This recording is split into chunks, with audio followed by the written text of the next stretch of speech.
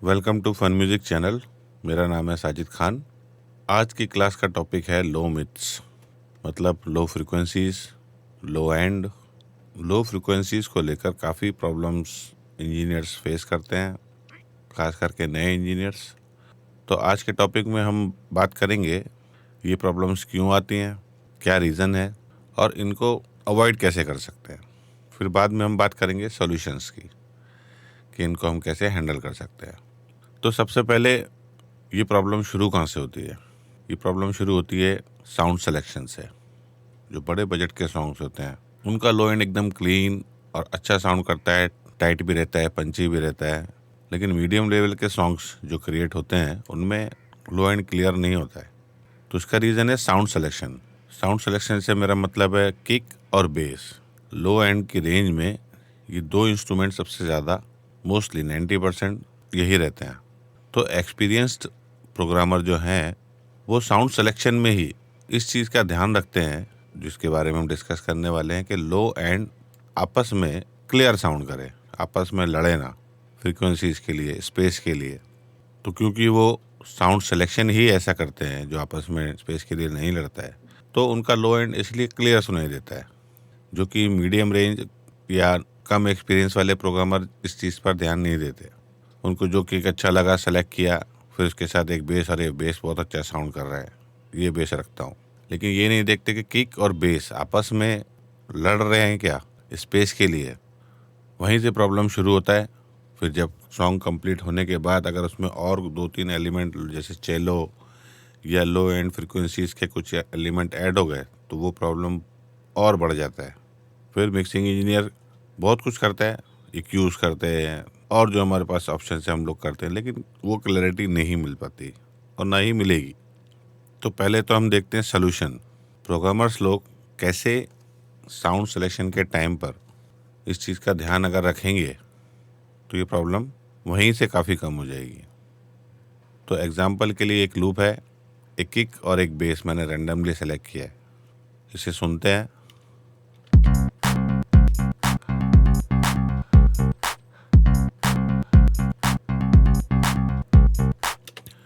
अभी इतना ज़्यादा नहीं लड़ रहा है, हमको ऐसा लग रहा है, लेकिन जब बाकी के एलिमेंट्स ऐड होते चले जाएंगे तो ये जो फ्रीक्वेंसी मास्किंग जिसे बोलते हैं, मास्किंग क्या होती है?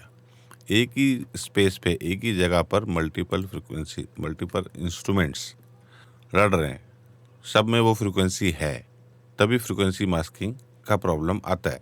जैसे अगर हम इसमें देखें, खाली किक अगर देखें,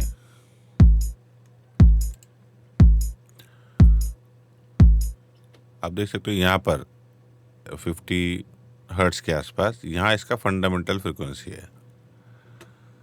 और अगर हम बेस सुने सिंगल,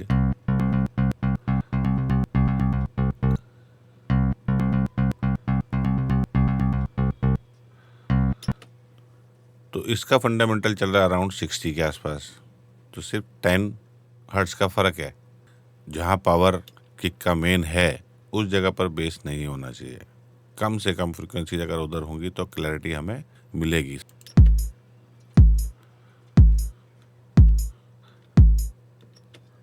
अगर हम देखें यहाँ से यहाँ तक 50 to 200 ऑलमोस्ट, तो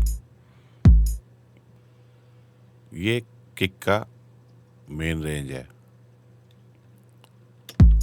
फिलहाल, जो कि हमने चूज किया है।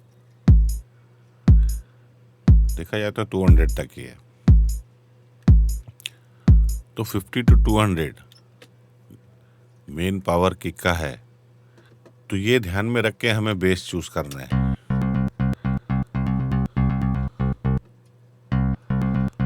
अब जैसे इसमें आप देख सकते हो, इसमें अराउंड 120 और 200 दो जगह इसका, और तीसरा ही है 60 हर्ट्ज।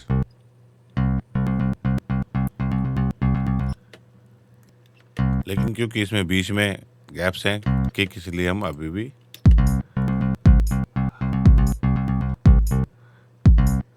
लेकिन मर्ज साउंड कर रहा है, सेपरेट साउंड नहीं कर रहा है।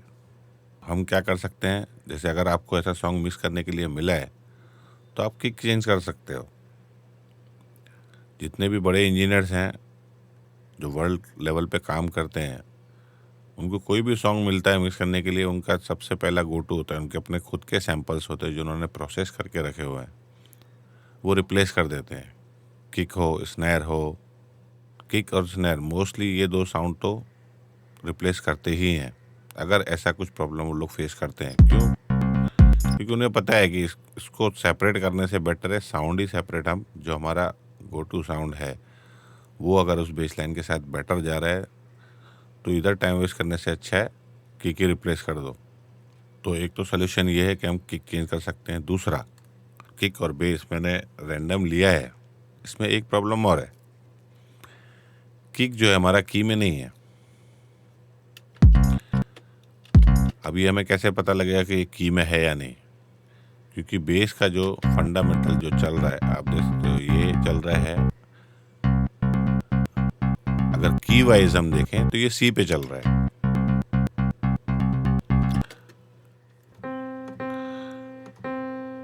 बराबर, ये नोट है सी नोट, तो ये बेस जो चल रहा है सी में चल रहा है। आप इसको देख भी सकते हो, सी स्केल का ये सैंपल है।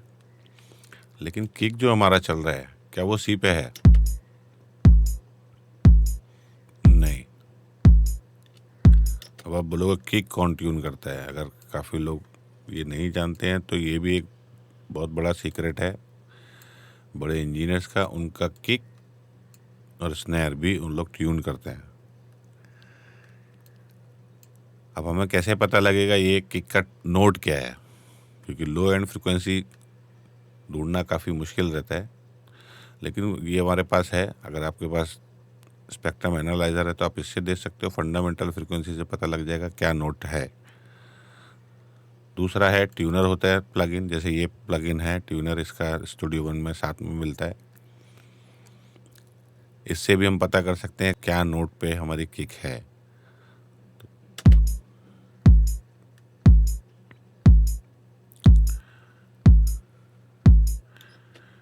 तो ये जी शार्प और ए दोनों के बीच में दिखा रहा है, क्योंकि किक जो है, किक का जो साउंड है वो कांस्टेंट एक पिच पे नहीं है।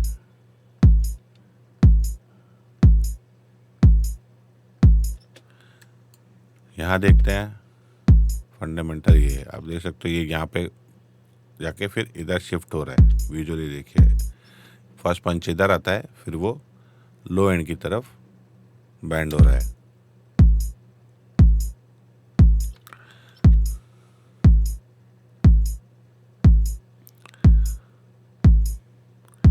तो लाउडेस्ट पार्ट है जी शार्प, तो हमारी जो किक है जी शार्प में है, बेस हमारा सी में, सॉन्ग हमारा सी में है। तो अगर इस किक को हम सी में करें तो जी शार्प से +4 करना पड़ेगा। ट्रांसपोज साउंड सेलेक्ट करेंगे, ए शार्प, बी एंड सी। अब हमारी किक सी में आ गई।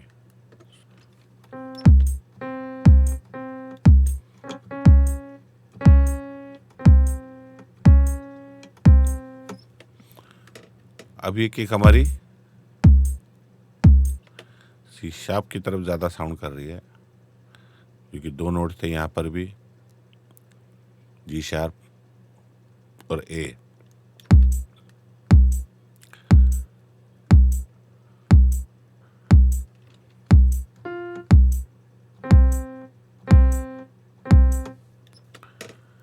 अब सुनते हैं हम बेस के साथ।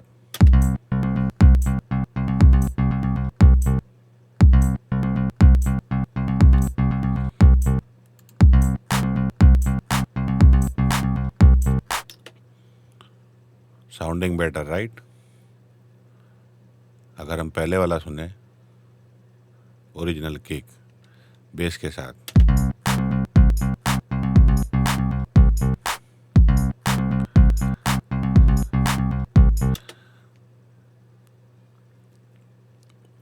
इतना कॉम्प्लीमेंट नहीं कर रहा बेस को, राइट? क्योंकि वो ट्यून में नहीं है और लो है।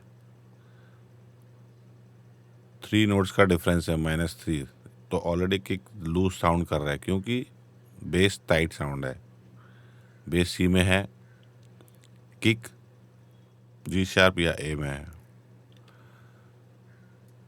तो ये भी आप टेक्निक यूज़ कर सकते हो। आपको EQ से बेटर ऑप्शन ये है।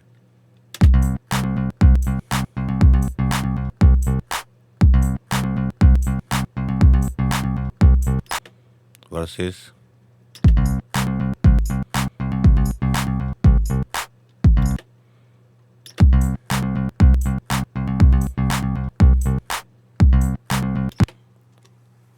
Already sounding good.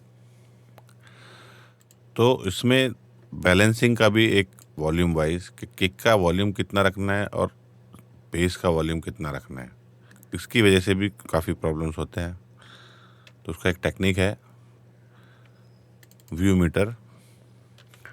आप जब भी किक और बेस बैलेंस करो, अगर प्रैक्टिस में आप लेके आओगे तो काफ़ी आपको हेल्प भी मिलेगा, गेन स्टेज वाइज भी। क्योंकि सबसे पावरफुल आपके सॉन्ग में दो ही ट्रैक्स होते हैं, किक एंड बेस, जो सबसे ज़्यादा स्पेस भी लेते हैं और सबसे ज़्यादा आपके ट्रैक को पावरफुल भी बनाते हैं। तो नॉर्मली जब आप वॉल्यूम बैलेंस करते हो तो आपने अपना किक जो भी लेवल पे आपने देखा मास्टर में, मास्टर के हिसाब से, फिर स्नैर, फिर आप बेस ऐड करते हो।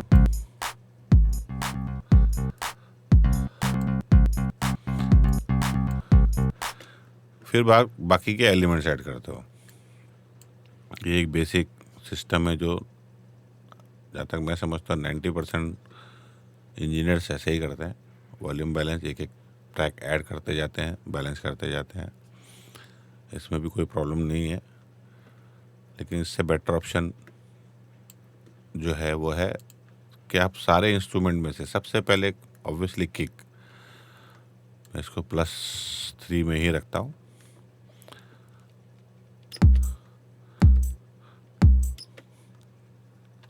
अगर आप देखोगे तो आपका ऑलरेडी लाउड, इसमें हम मैक्सिमम लाउड रखते हैं। हेड रूम में भी अगर देखें तो -6 के आसपास पीक हो रही है, लेकिन व्यू मीटर्स में हमें क्या करना है, -3 पे किक को सेट करना है। किक का जो वॉल्यूम है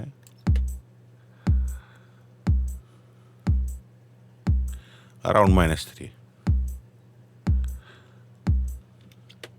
फिर दूसरा कोई एलिमेंट नहीं लेना है, स्नैर, परकशंस या कुछ भी नहीं, सिर्फ नेक्स्ट साउंड आपको लेना है बेस। और जब ये दोनों साथ में प्ले हो रहे हैं, जैसे आप देख सकते हो यहाँ पर ये दोनों साथ में है, यहाँ पर भी साथ में है, किक के अलावा थोड़ा लेट है, अटैक के बाद है, लेकिन यहाँ अटैक के साथ है, यहाँ भी अटैक के साथ है। टोटल वॉल्यूम 0 के ऊपर नहीं जाना चाहिए, दोनों का मिलके।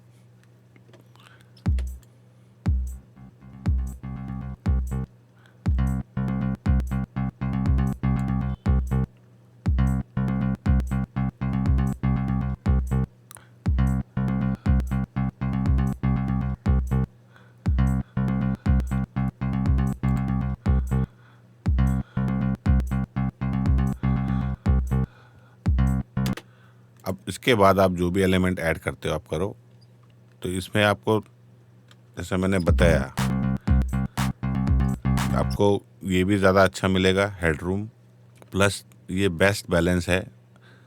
इंटरनेशनल इंजीनियर्स हैं, वो लोग भी रिकमेंड करते हैं ये टेक्निक। मुझे भी जब ये टेक्निक मालूम पड़ी थी तब से मैं बेस और किक का बैलेंस ऐसे ही करता हूँ। काफ़ी हेल्पफुल ट्रिक है ये। कोई भी बेस हो, कोई भी किक हो, ये 3 dB का मेथड, ये एकदम इक्वल बैलेंस जिसे हम बोल सकते हैं मिलेगा आपको।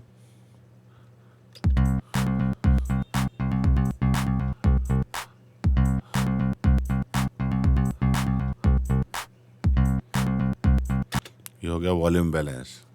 प्रोग्रामर्स के बाद आप कैसे हैंडल कर सकते हो, कैसे लेवलिंग कर सकते हो, रिप्लेसमेंट कर सकते हो किक का, या तो ट्यूनिंग आपको चेक करनी है। अगर आप ट्यूनिंग भी चेक करोगे तो उससे भी काफ़ी फ़र्क पड़ता है।